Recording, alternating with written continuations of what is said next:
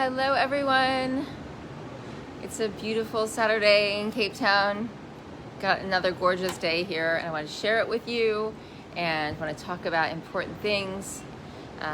Never been a time to be more on point with how you know to live, putting it into action, loving it, enjoying your life, being happy despite everything that's going on in the world. Your greatest power is your mind, your ability to fix your mind on beautiful things that make you feel joyous, feel connected with your creator, to not get distracted by the distractions which, of course, are vying for you constantly. So that's what I'm here for. I'm here to cheer you on. I'm here to encourage you. I'm here to keep you focused on the right things so that you can be strong and in your glory, in your magnificence, because that's what you are, and that's the way you need to keep the trajectory going. And if you're off the trajectory, if you're not feeling magnificent, if you're not feeling glorious, then we need to do something about that urgently. So that's what we're going to do here and now. I've just come out of this beautiful water. I've had my sunbathing today. I've had my cleansing. I've jumped on my rebounder. I've gone in the ocean. I've sunbathed so much that I fell asleep. I had a little nap on the beach. And that water, I know it looks really inviting, and it is, but it's really cold. And there was a bit of a rip tide today, so I had to be kind of careful because sometimes it's got that rip, you know? So you don't want to be carried out to sea. You want to, be friendly with nature, but not let it take you over. Anyway, so getting to the heart of it, 3 things I want to talk about today. First of all, I want to apologize that sometimes questions that come to me fall through the cracks, and I'm really sorry if that happens. If you sent me a question I haven't gotten back to, it's simply because there's so much going on every day, and I care about every single one of you. I care so much about you, and sometimes I'll like wake up in the middle of the night and think, oh my goodness, I forgot to answer that question, and it's not a good feeling because I every question is so important. And the thing is that the things that we struggle with and the things that we fail to maybe know the answer to might be the very thing that we need to know. So I apologize for that. So two of those questions, one of them I really didn't have a good answer for, so I'll let you know what that is. That basically someone asked whether with the cold swimming and the sauna, or the the kind of the hot to cold, whether it's better to do the cold than the hot than the cold. I honestly think as long as you have them in close proximity, you definitely want to get warm after you've been cold.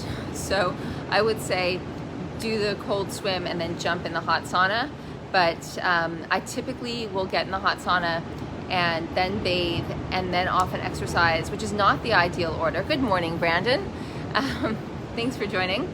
But it kind of depends on my day. Like after I cleanse, I get really cold, so I like to jump in the sauna, and then I always like to have a bath after that, and then I always want to exercise. So even though in a perfect world you would cleanse and then train and then sauna, you can mix it up. It's okay. As long as you get it all in. As long as you get it all in, it's good. I just think it's good not to sweat too much before you do your training because you don't want to release that water. However, if you're doing regular cleansing, when I talk about cleansing, I mean colon cleansing, meaning that there's lots of water going up the wazoo to reconstitute you in a way that you couldn't if you actually drink the water, because that's where your dehydration really is. It's down in the desert of the large intestine, and the water that you drink, glunk, glunk, glunk, doesn't get there. It sort of gets tied up, reconstituted, hydrating all the other dehydrated stuff you have in the alimentary canal long before the colon ever gets it. So we have to get that water up the colon, and when you drink that water through the colon, you get juicy, you get reconstituted, you get we talk about the body being 70% water. Well, that might be true for a newborn baby, and that's going to be true for people who do regular colon irrigation, but that's not true for most people. Most people are far less. The older you get, the drier you get. So if we want to maintain that high level of water content, we need to eat high water containing foods. High water containing plant foods is what raw food is all about. So if people are talking about being raw foodist and being a raw food enthusiast, and I'm not saying that anyone needs to be that. I don't like labels. The raw food, exclusive raw food is not what we're after anyway.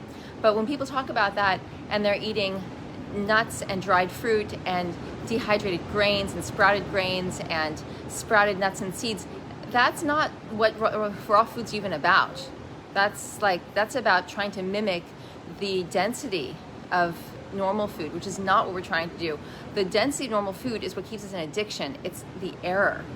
So, what was I? Yes. So if you're sweating a lot before you train and you're not having regular colon irrigation, you might get more dehydrated than you want to when you're training. So that's why I think it's better to have your sauna sweat after you train, to make sure you have all that juiciness for your training sessions, because you shouldn't have to drink while you train or after. If you still need to, that's fine, but you just know that there's a long way to go. People who, when the body's right, when you're right with the body, when your body's cleansed and all that waste, that dehydrated waste inside your body is what makes you so thirsty. It's why people need to drink, and their thirst is never even quenched. That's what makes people feel like they need to stop and take a break while they're exercising to drink. That's not a healthy state. It might be a state you still need to be in, but when you see people running with packs of water on their running belt, you shouldn't need anything. You shouldn't need sweet goo. You shouldn't need water. You should be able to run for hours, without. But that's not what the body has come to. Unfortunately, it can be restored though. Maybe not hours, but you should be able to go for a 45-minute run and even an hour's run without needing any water. You should be able to go for a multi-hour hike and not need to stop and drink. I do this often, and I know it's true. I know that's the way we should be able to operate. But if you're eating and drinking dehydrating food and that waste is still in your body and you haven't cleansed it, then you're going to be perpetually thirsty. You're not going to be able to lose any water without feeling like you need to restore that water and get super thirsty and drink. But then your kidneys are overworking. That's why it's drinking all that water isn't good for your kidney bladder meridian. We should be taking in as little as possible, but that's another story for another day. What I want to talk about today is the two questions that I failed to answer. The one being that it's really up to you whether you want to do cold, hot, cold, hot, cold, hot. It's fine. I just think it's always nice to warm up after you've been cold. I need a hot bath after I've been in the cold ocean doing my cold dunk. And yeah, next question was to do with supplements. Someone asked me, do you take supplements, and can you talk about that? The answer is no, I don't take supplements in the sense that I'm looking to put something back into my body that I feel my body may be lacking in. I will take herbs as pathogen eviscerators. I will take, just herbs, really. I can't think of anything else other than propolis that I'll take. So I'm going to show you a few things that I take, not as supplements, but as helpers, as either immune boosters or as what I call pathogen eviscerators. So one of those things I absolutely love, I haven't seen here in South Africa, so I got a ton of it when I was in New York last month, is this Eco Bee Farms 70% strength propolis. Can you see that? I am crazy about this. This product, my dear friend introduced me to it. She has very difficult immune compromised stuff that comes up, and she uses this and it fixes her every time. And I found that it was just a really great thing. If it's so strong and it helps such severe problems, such severe autoimmune, immune compromised kind of issues, then it's going to help you with your basic, I'm feeling a little bit maybe possibly going in the direction of under the weather. So keep this around. It's very thick. This propolis, there are propolis tinctures that I can get here in South Africa, but I don't find that they work as well as this specific one. It's thick like molasses. It's not like an alcohol tincture. It's really powerful stuff. My daughter had a sore throat the other day before school. I gave her a drop of this and it was gone. This stuff is so powerful. So, all right, next thing that I love is my trusted Artemisia. Love Artemisia. Why? Because we're living in a world that is so acidic, and we're constantly in a state where pathogens could be proliferating in our body, particularly parasites. And parasites cannot deal with Artemisia. You can call it Artemisinin, Artemisia. I think those are the only names for it. Depending on what continent it's grown on, it'll have a different scientific Latin name, but the basic Artemisia is what you're looking for. It's wormwood. That's its other name, wormwood. It's just the go-to. I would use it periodically, all the time. Like, it's the kind of thing that, use it 4 or 5 days in a row, and then take a break for a week, and then bring it back on. If you're doing something like the Extremely Green Detox, which is in our course library, there's a particular and distinct protocol for its use, because we really want to eradicate anything that shouldn't be there. That course is very specific. Anyone who's dealing with things that they haven't been able to correct through basic cleansing. This is like Extremely Green Detox is really next level. So the detail is all there. But I've been recommended so many things over the years. Oh, try this. Oh, try that. And by and large, I don't really give it my attention. I like to know what's out there because I like to understand the concepts. But when you really grasp tissue cleansing and you understand that it's the waste removal that makes everything regenerate and makes you strong, then you realize that all of these other concepts are really futile. So in a body that's not cleansing, it might provide some positive effect, but what's the point? Wouldn't you rather cleanse and not need it? So that's the way I like to operate anyway. I don't need anything. Like, I literally, life force is all I need at this stage. That's 20 plus years of cleansing. That's been my, you could call it my obsession, because I didn't want to live in this world with all the stuff inside me. I was so sad. I was so symptomatic. It was just such an unpleasant experience. So it mattered to me to find a solution. And as they say, necessity is the mother of invention. So I put the system that I practice and that I teach together because I needed it for myself. And isn't that often the case? Like, we care so much about something that we make a discovery, and then we realize that, being human, we're probably not the only one who could benefit from it. Okay, the other thing I'm into now is I'm keeping dandelion around, because dandelion has been shown to kill off the spike proteins and take them right out of the body. So if, I or somebody around me is showing any, symptoms, the dandelion has been proven to obstruct the spike proteins and mobilize them out of the body, which is great. So something that's good for you anyway is not going to do any harm. If you feel like you want something handy, that's a good thing to have. And then, of course, you can never knock vitamin C. Just keeping vitamin C around for my kids and just anyone who ever feels a little bit under the weather. We know there's a reason that it's, it has the reputation it does. And I like big doses. This one's 1,500 milligrams with the rose hips. I love Solgar. Solgar is a great brand if I'm going to use something. Their aloe vera is also wonderful. But that's a case of, let's go at it. Let's go and do something that's going to plug into the immune system and give it a bit of a jazzy upgrade. And so I like the vitamin C for that. If you struggle with digestion, or if it feels too harsh on the system, you can do liposomal vitamin C.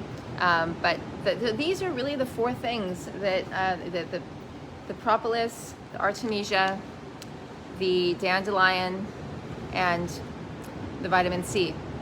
Now, if there's something that let me put it this way: there are a lot of things that will be great that work in combination as great pathogen eviscerators, and those are the things to have at home. Oil of oregano, and grapefruit seed extract, and black walnut hull, and the list goes on. And there's some companies that make wonderful blends, like Scram. I think that's still around. That was one of the ones I used to recommend back in the States. But the idea is to really comprehend what these things are for, so that you become your own apothecary. You become your own, your own pharmacist in the best possible way. So that and we have to always be careful of that word, because pharma is farm, and the whole thing connects is like what they're feeding us, what they're farming to, so I won't spell it out any more than that. It spells itself out, pharmaceutical. But maybe there's a better word for it. To be your best herbologist, maybe that's in its simplest terms. So yeah, so that's to answer that question. I don't take supplements. I don't need them because I'm not lacking in anything. I'm creating the conditions for my body to use its innate intelligence, its abundance of universal intelligence to do what it needs to do. And that's the beauty of why this work is so powerful. Deep tissue cleansing removes the rubbish from the body that would otherwise be preventing the life force from flowing. Now, the life force is what contains all the intelligence. So that is that on that. All right. The other thing I want to talk about is, and you guys ask questions whenever you want. I'm here for you. I want to jump on here now and then to just be available to answer questions that come up. So as I spiel, I'm very happy to look out for your questions, right? And take in the view. It's really beautiful. Most of it's just wanting to share all this beauty with you, and just not hoard it all myself. It's a lot more fun to share and be with friends. So, fun. Life needs to be fun. We need to be happy. This is really important. We need the serotonin flowing. We need all the good endorphins and the oxytocin from love. And this is why, holding on to negativity is only hurting ourselves if we do that. We need to let things that are not in our highest good go. We need to let resentments and regrets and all that. We just need to let it go, because there's no way to be happy if you're holding on to all that stuff. And one of the things that is so detrimental and impedes our fun and happiness is, where am I? I'm in Cape Town, South Africa. I am on one of the best beaches in the world. And so Cape Town, South Africa, it's amazing. It's supposed to be the middle of winter here. Well, I guess the end of winter, but it's been like this pretty much every day, barring a few days. It's been absolutely heavenly. So, okay, where was I? Fun, happiness. Is it fun? Does it bring happiness to scrub sticky dishes, casserole dishes with gluey, oil starched up stuff all over them? You have to put gloves on and use some sort of heavy detergent, and maybe, remember those, what were they called? SOS wool, what's it called? You guys know the term. It's a steel wool. Remember steel wool? I mean, I have to reach back into my memory banks, because steel wool is a thing of the distant past. It's what my mother would use to scrub the casserole dish. It's what she would use to scrub the steaks from whatever the grill. And I was raised with all this stuff. I mean, granted, she also took us to the health food store. And if anyone out there was raised in the San Fernando Valley, you'll remember Bill White's Foods for Health. So I spent a good chunk of my childhood in there, drinking a lot of carrot juice, and eating a lot of that. Remember that sort of carrot and raisin dish? I used to love that. But we were still, you would go there and you still order a peanut butter and jelly sandwich. Maybe it'd be peanut butter and honey or something. But, it was still peanut butter, which of course we know is mold. There's mycotoxins, it's pure mold. I tell my kids, because, my little one, she listens to me, but the older ones, they haven't listened to me about this stuff for a long time, even though they thank me for keeping them clean for the first decade of their lives. And then they sort of, I think it's important for a certain stage for children to feel empowered to have what they want. So you give them enough guidance, you educate them as to why, and then at some point you have to let them explore, and explore they did, and explore they do. But they will say, and one day maybe I'll get them on camera to legitimize this, because it's true. They will say that they are really glad that there are a lot of things I didn't let go into their bodies, and that kept them pure and healthy. They never had the need for antibiotics. My daughter had her first antibiotic when she was 15, and that was long after she started exploring other foods and having fun with things that she thought was fun. But this is the thing about fun. Fun isn't fun if it makes you sick afterward, if it makes you pay a price that is too high, if it makes you have to scrub a pan, with gloves and chemicals and steel wool. That's not fun. That's not happiness. So, we need to open up our lives for more. We need more space in our lives, and the things that we do that are antithetical to the well-being of our body take up this space. The having to go into grocery stores all the time to buy stuff your body doesn't want and doesn't need and repels, standing in long lines, and and having we have to shop for this stuff. We have to drive to shop to it or get there somehow. We need to, we're using up resources and boxes and bags and plastics and all this stuff to get this stuff we don't need, to get it home, to have to put it away, to have to, take out all this garbage, to have to clean up after it, which is like, hard work, which to have to prepare it. And preparation, now that's a biggie. All right. Even the raw food, vegan, well-intended people who have the highest ideals, they need to get serious about stopping the time wastage and drainage of over preparation. That's not what this lifestyle is about. It's about simplicity. It's about being able to have what you really enjoy. Like, granted, I've got a palate too. I really enjoy food. That's why I still consume it. Energetically, I could probably, I don't know, maybe eat a little something once a week. But I really enjoy my dinner, and I eat my one meal a day. And you have 3 if you want, no problem. But the point is just that, we want to get to a point where if we're overfeeding our body, we're going to pay a price for that. And we want to be easier on our body so that our body has time to regenerate. And that's why the whole periodic intermittent fasting has taken off, because people realize, wait a minute, actually, I don't collapse if I miss a meal. I'm energized if I miss a meal. And it's not about missing a meal, it's about deliberately strategizing to ensure that you have this time that you're not consuming, because what happens when you're not consuming? Well, your body's not wasting its energy on digesting, which it's been so busy doing for so many decades. Give it a break. Let it do something more important, like regenerate, get rid of, clean the organs, regenerate the blood. There's so much needs to be done, but if we're constantly feeding our faces, that is going to need to be triaged as primary attention. So there's so much that can't leave and can't be done if we're focused constantly on consuming. So by avoiding by simplifying your intake. So like I said, the raw food is the vegans, they've got the right idea, they're in the right direction. But if you're spending all this time on food prep, you're not creating freedom, you're not liberating yourself, you're not liberating your life, you're not even liberating your hands, because they're all tied up with a knife and a chopping block and a mandolin and a peeler and a spiralizer and a blender it's like, how many devices do we need? Do you know what I've been doing lately? I love zucchini. Zucchini is like, I don't know. I mean, it's not one of the great underrated vegetables, but it's pretty underrated.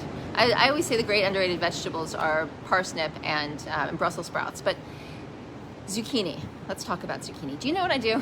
I literally take zucchini and put it in hot broth. So vegetable broth, beautiful, clean vegetable broth. I let it simmer, and then I just put the zucchini in whole. I don't even cut it. I don't make no. Just take the whole zucchini and I put it in, and I don't know, it's in there for maybe 4 minutes. I just kind of check it now and then. I give it a little squeeze, because I'm not big on recipes. I know there's tons of recipes in all my books, and it's really important to lay it out for people so they get it right. But for myself, I never do recipes. I put it in the hot vegetable broth. I take it out. I put it in, actually, you've probably seen, if you've seen my food photos lately, I'm obsessed with these bowls. If you come for a dinner party at my house, you're gonna get one of these bowls. I love these bowls. I love the color and the size and everything. So put the zucchini whole, right? Not cut up at all, into the bowl. And then I take them out, and I've got a little knife, and I just slice them as I eat them. And it's so easy. I spend so little time in the kitchen. And after raising 3 children and having to spend way more than my fair share of time in the kitchen, I promise you, I know those of you who are listening, especially those of you who have families, you spend so much time in the kitchen. And I take my hat off to you. I've been there. I know but it's not necessary after your kids are more or less out of the house. It's really hard to get around it while they're still there, because I understand there's a whole lot of compromise that goes in. Like I said, I've been there. But if you, and when you have the opportunity, if you're single, if you're with a partner who's supportive, if you're not having to jump through the hoops to feed everybody, and you just have the opportunity to eat simply, take it, enjoy it, free up your hands, free up your life. It's the greatest gift. So if we can minimize our shopping, then we're minimizing our staying in line, we're minimizing our, everything that has to do with food prep. So yes, definitely do that. So I'm seeing questions coming in I want to get to. Do you believe that humans can reach a point of not suffering and still grow and evolve? From my experience, I seem to grow from experiences where I've gone through suffering. Curious what your thoughts are on that. Hi, Maria. That's a really great question. I have to say that from my experience, my biggest growth has also come from suffering.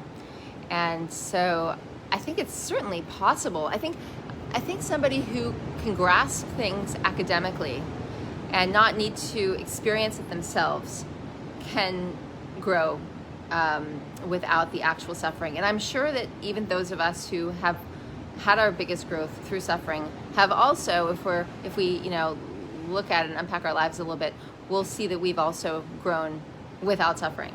So we've grown, through bonding with our friends. We've learned how to deepen relationships and how to cherish relationships, and the importance of beautiful traditions. And so, I mean, growth, if we define growth as our growth generally, I would say, is syntropy, is things reaching a higher order. So if growth is our understanding and our ability, becoming more able, more on point, more switched on, then we definitely grow without suffering. But some things, some lessons, some of the things, put it this way, the things that are in our shadow, the things that we can't see because we don't want to see them, we can't see them often without suffering. So those are the things I think are the most, the things that we'd rather avoid, either avoid having to do because it would change our life, make us uncomfortable, force us to, deal with people or situations that are really unpleasant. We're typically not going to do that of our own volition. If we would, that would be great. And I think, I know that we can, and that we would grow by doing that. But it's typically, I'm with you. I think it's often the hard things that force us into the situations that show us what we need to do to grow. And often that means flexing muscle and working on an area that that's weak. And that's why we want to avoid it so much, because, like, for example, if you know that just going in the water is a perfect example for me, that the cold, I used to just hate the cold. I would cringe. If you told me that, I was going to be going in the cold water every day, I'd be like, hey, no, you're thinking about somebody else, definitely not me. But by knowing that's my weakness, or that's a weakness, and looking at it firmly in the eye and saying, you know what, I don't want that to be a weakness anymore. I don't want to have to battle with that. I want to actually develop in that area. Then you embrace it and you do it. Like, I've always had a very weak upper body up until 5 years ago when I started training with Sensei Bradley. And, it was one of those things I kind of get around. But, I've got my Russian thighs, and I had this really weak upper body. And he got me doing push-ups and pull-ups and, climbing on the ropes and doing all these things that, and throwing punches and eventually you build that, but it's hard. You have to put in the hard work to develop the areas where you're weak. So hopefully that was helpful. Okay, let's see here. But you know what? You become a Jedi with the things that you have to do that are hard. So they're always things. They're also things that you're not usually going to let become weak again, because it was, it took so much to gain the strength that you would have gained from it. Okay, thoughts on 70% dark chocolate that isn't stevia sweetened but made with sugar? Hi, Sophia. That's a great question. It's really 70% with sugar. That's a lot of sugar. So I would say if it's 85%, then it can have cane sugar in it, and it's so little. And if the rest of your intake is very low sugar, then you're going to be fine. But 70% with sugar, that's still a lot of sugar. So I would not do that on a regular basis, or I would maybe ensure if you're having, okay, this is the other thing. Let me not assume anything, because I eat most of a bar or a whole bar every day, but that's part of my sort of ritual. If you are just having it, if you're asking me, can I have a few squares, or can I have a quarter of a bar and it's 70% and made with sugar, then you're probably going to be fine. Just, it's not like a whole bar situation. Does that help? Try to get the stevia sweetened, but then just go easy on it. Don't go hog wild. Recommendations when no gravity places nearby, can't find the universal tap attachment to test before getting the enlightener. Send me your pictures. I will put, I'll put my, what should I do? On Facebook Messenger, you can send me the photographs of your tap, and I'll tell you whether, how we will, whether the enlightener will work or not. That's anybody who's wondering about that. There's very, very seldom is there a situation when we can't make it work. So I'm sure we can, but send me pictures of your tap. Send me, anybody who's listening to this who has the same questions, send me video footage of your bathroom. So I want to see the proximity of the toilet to the sink, or the bathtub to the toilet, or the shower, because often you can connect from the bathtub or the shower very easily. There are usually multiple options in every bathroom. So check that. So that of course is, the best.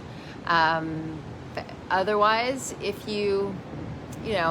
there's a good therapist who's not a gravity therapist, but you're feeling and that there's a lot of waste leaving, and you're feeling much lighter after you get up off the table, and you're not taking in more water than you're releasing waste, you can still do that periodically. It's just not ideal for regular colon cleansing. And the thing is, there's so much colon cleansing that needs to happen. I mean, there's so much waste in the body, and what a great colonic will do is it will remove the waste so that you can have the empty space, which creates the vacuum, which pulls the next generation of waste into the large intestine for release. So it's this like grab and go. Every time the go happens, the vacuum occurs. That empty space that's been created creates the vacuum that pulls the waste into the center, and then you get your deeper and deeper and deeper waste, because the body is full of waste. It's, the body's totally porous and permeable. So, this idea that everything you eat is just going to stay in your alimentary canal until it's pooped out is absolute bumpkus. As it's sitting there in the alimentary canal, it is leaking into all the pores and tissues, pushing it into the body at large.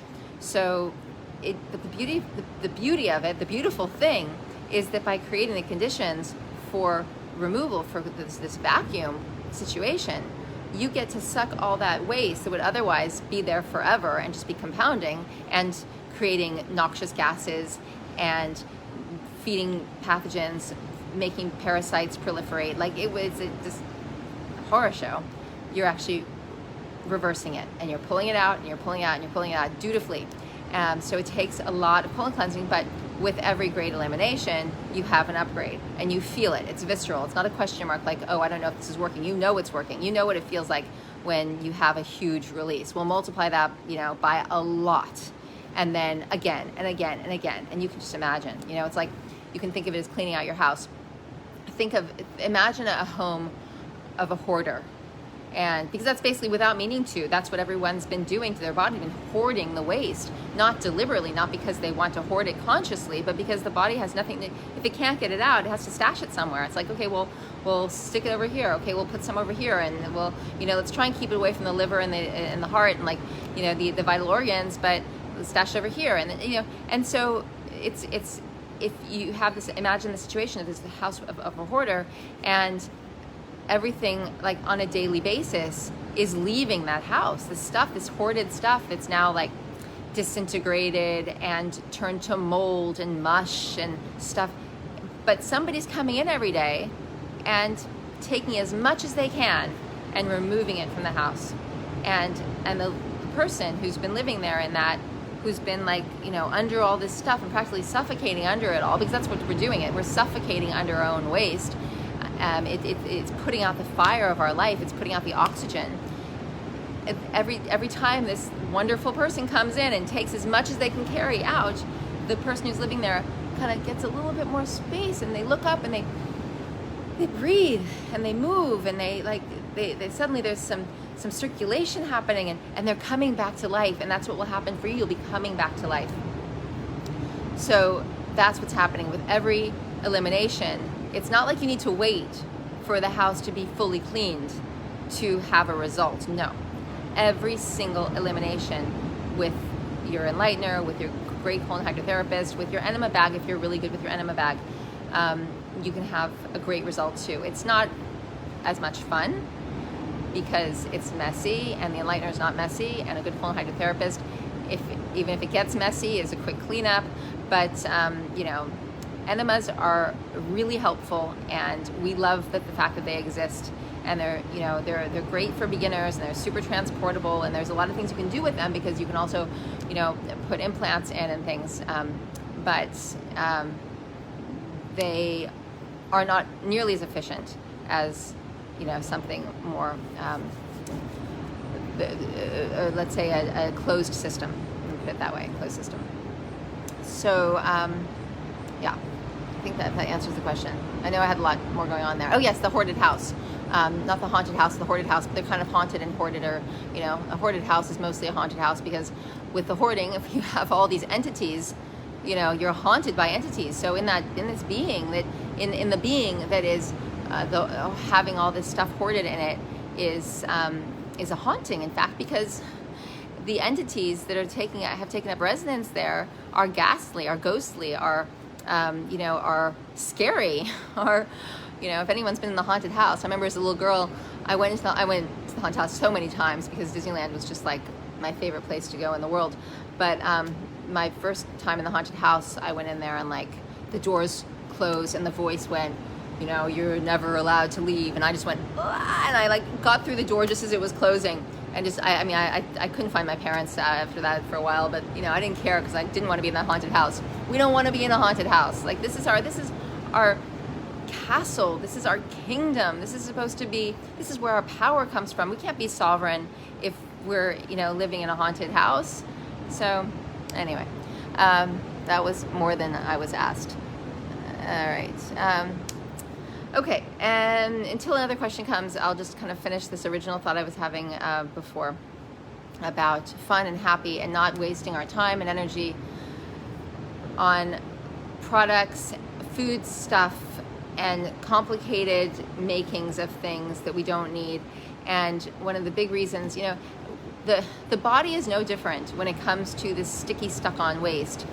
If you think about the commercial, sticky stuck-on, I remember from a commercial, I'd be like, how do you get off this sticky stuck-on stuff off your casserole dish? Well, you have to use, you use this detergent, this one drop of it, and you see the oil and all the stuff scatter, and then the what are they called? Housekeepers, and not the housekeepers, the homemakers of the world are like, ooh, that will save me time. That will save my hands from, looking like a dishwasher's hands will look. Well, they shouldn't have to look like that anyway, because we shouldn't be eating food that requires us to put on gloves and scrub and use steel wool and all this all these hectic chemicals that have the ability to dissolve greasy waste.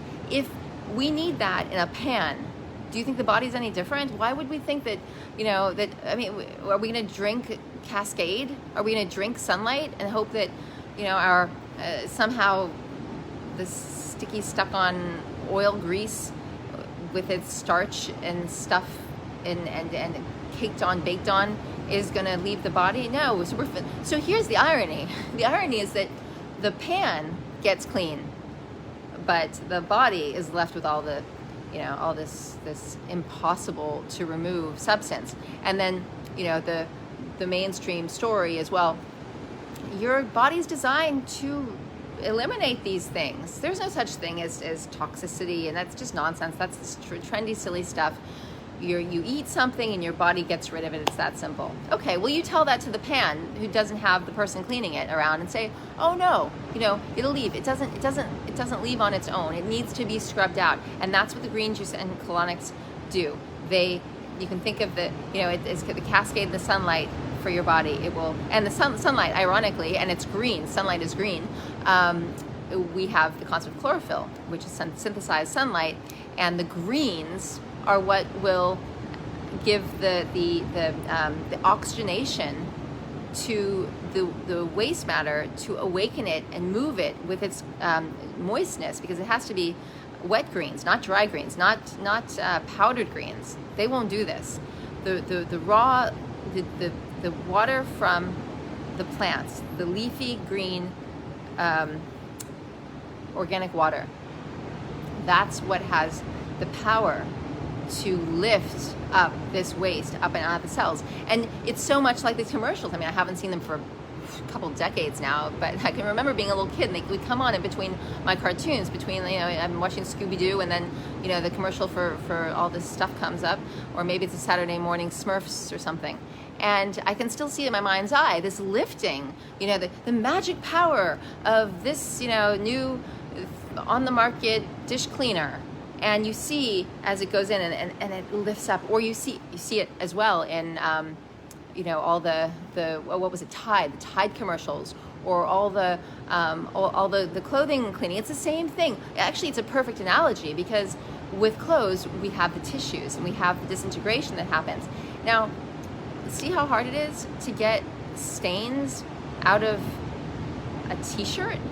I mean, again, I haven't watched television for so long, but I clearly watched way too much of it when I was a kid, because I can see they're coming in I'm getting screens in my mind right now of all these memories of holding up the white t-shirt next to the grimy t-shirt, and the socks, the what are they called again? Not housekeepers. They're, the typical, the mom that's supposed to be the stay-at-home mom that's supposed to be washing all day long. Because that's what you would have to do to have a clean household. If you don't have a housekeeper, you would have to be cleaning everything all day long. But what do we do with our bodies? Well, we take them to offices where they're sitting all day, or we take them to school where they're standing around teaching all day, or they're doing things that are as productive as they can be to society based on the paradigm that we're raised in. But we're left filthy, and our homes are filthy unless we're tending to them. If we're not tending to them, they're not. So basically, here we have all these fabrics, and the fabric of our body, we can compare them. It's a perfect analogy. It requires for this material, for the coffee stain that flies onto the t-shirt, or the socks that have been through the mud in the commercial of the mom that's cleaning the soccer socks, or the soccer mom or thing. It's like they have to use detergent to get them clean. Well, the only other thing that really won't make the body too dirty is ironically dirt, because true dirt is true earth. That actually has the ability to clean. So that's a kind of a funny inverse analogy.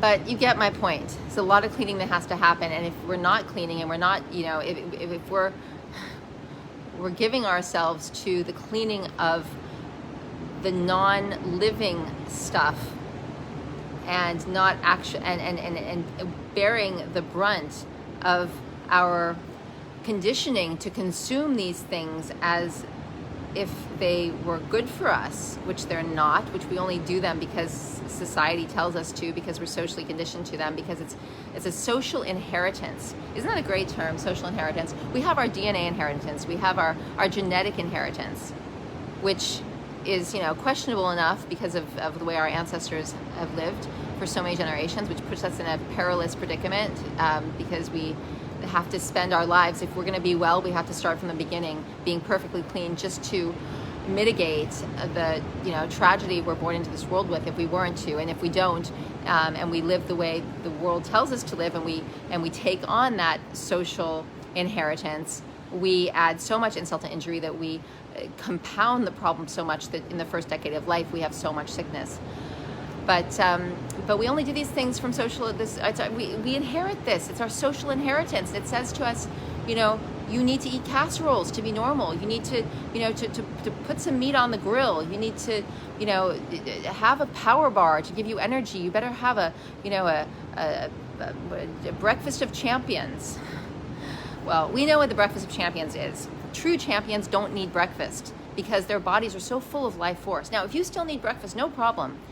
But this is a litmus test. These are the touchstones that we get to where it's like, if you still want to have it, you can have it, but do you need it? Why do you need it? Why is your body so calling out for a need for an external stimulant when you should be waking up after a good sleep with so much energy? That should be the least moment in the day that you should actually feel like you require taking something in to give you energy.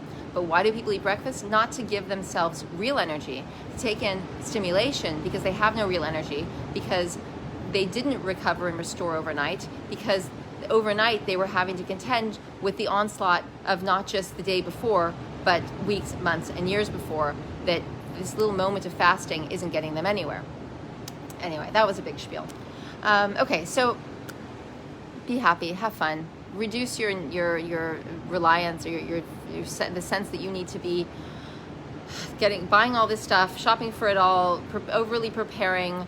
And, for goodness sake, if you're slaving over cleaning pots and pans, that's just because we were never supposed to consume stuff that required steel wool gloves and, I suppose I've already used a lot of brand names, which I guess I shouldn't do, but, the stuff that needs to be used in order to clean the stuff that we should never have been cooking with, to eat the stuff that we never should be consuming, that we're only going to pay the bigger price for later and have all sorts of problems because. And that's not fun, that's not happiness. So when someone says to you, oh, enjoy, just indulge, just have what you want, have that muffin, have that cookie, have that, burger, or that whatever it is, because you should, because everybody else is doing it, and you should have fun, and you should let go. You must have so much discipline because I could never do that. This is what people say to me all the time. Well, I had to grow that discipline. I couldn't do 3 push-ups 5 years ago, 6 years ago, really it was. I struggled, and now I can punch out a whole bunch of push-ups and not have a problem, keep going. And I get a lot of flack because my sensei is adamant that they have to be so perfect. So I say, it has to be a real push-up, otherwise I don't count it. But the point is that none of this stuff is easy because we're entrained in a completely different way. So if we're entrained, to this rhythm and we're under this hypnosis, but this rhythm is the one we should be doing, it's really hard to, it's like the tuning forks are keeping us in this artificial rhythm. How are we ever going to get into this other one without making a very big effort to disconnect from this one and tune into this other one? It's hard, but it's worth it. And when we get into the other one, everything starts working. So it's not like we go to all this effort and there's no payoff. We go into all this effort because it's all payoff. It's the mother lode, it's gangbusters, it's like, it's the everything. It's freedom, but it's hard. So we have to accept what's hard, if it's hard. But what's harder is slaving over, a pot with steel wool and gloves, I think, anyway. All right, you guys, I think that's good for now. If there's no other questions, I've just been so happy to share with you, and thanks for listening, and I hope you've gotten something out of it. I hope you feel empowered. I hope you remember that you're magnificent and that you're glorious and that you deserve to feel the life light running through you with the life force surging through you. And remember that good night's sleeps are so important. I'm really, really trying to remind people of that all the time, that getting off technology, switching lights off, because our melatonin is directly related to the serotonin the next day. So there's never been a time when we've needed to have our hormones functioning better. There's never been a time when we've needed to be above the chaos and not falling into the distracted, the rhythms of distraction that would keep us from our power. Never a time that we need to get into nature more. Never a time that we need to be on point more and stand up for what we know to be right more. So it's just, it's a time to be really sovereign, really strong. Don't be afraid to look at your weaknesses. Don't be afraid to strengthen them. We all have them. That's the only way we get anywhere, is by strengthening our weaknesses, and minimize what you have to do to prepare things that you really enjoy. So I happen to really enjoy that zucchini. Believe it or not, it tastes amazing. Last night I did the spinach and the feta. There's so many varieties and renditions that you can do of very simple vegetables that are cooked that take no time at all. Literally, you can do this in water, you can do it in broth. Just make sure that you check your broth, because like almond milk, broths are very sneaky. When you buy packaged broths, they'll put starches, fillers, and oils. Believe it or not, you have to be very careful. Same thing with olives. There are fantastic olives out there, and there are olives that are in oil and have all kinds of other things in them that have sulfites. Just look at everything closely. Don't assume that just because it says organic broth that there's not starch and oil in there.